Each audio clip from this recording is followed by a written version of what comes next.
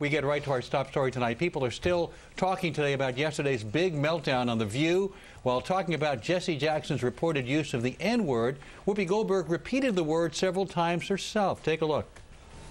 As I said at the beginning when we first talked about this word, this is a word that has meaning when you give it meaning. I've never met I have never gone to I don't know any. Just like you can talk about comical Italian people if you were a comic. You have to understand word that has followed us around, and basically what we did is we took it out of the hands of the people who were using it and put it into our hands, and we use it the way we want to use it. That raises an interesting question. What if one of the white co-hosts had used Whoopi's kind of language? Joining us tonight, Fox News contributor Bob Beckel, assistant professor of English at Bucknell University and founder of Hip Hop Scholars, Inc., James Peterson, and radio talk show host and Fox News contributor Mike Gallo. Let me go to James Peterson on this and ask you about your position on this. Is it ever okay to use that word, and is there a public versus private rule that should exist about it?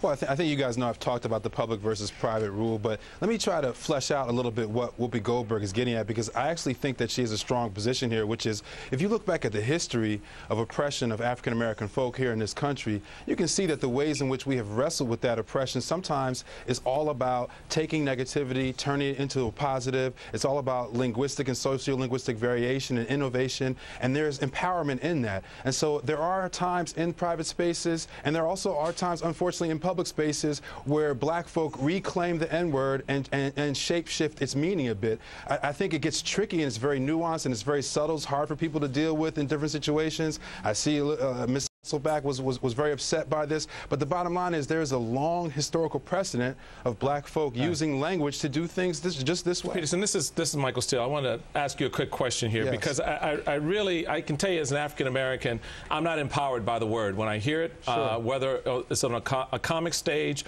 or in my neighborhood, I'm not empowered by it, number one. Number two, when Whoopi and Sherry, the co-host, say we can use the N-word but you can't, how do we expect whites then to respect us if we don't respect ourselves by using that word, particularly the way Whoopi did yesterday? Mr. Steele, first of all, we have to respect the history of oppression and experiences out of which that word comes. I mean, at the moment at which black folk try to flip the script, so to speak, now everyone wants to try to censor us. I'll give you an excellent example of this. Everyone wanted to censor Nas's album because Nas is a rapper who had an album coming out and it was the N-word, right? They wanted to censor him, and they did censor him. He had to release the album as untitled. Now, if you go to that record and listen to it, if you look at the imagery on the cover of that album, you will see a hip-hop artist engaged in African-American history.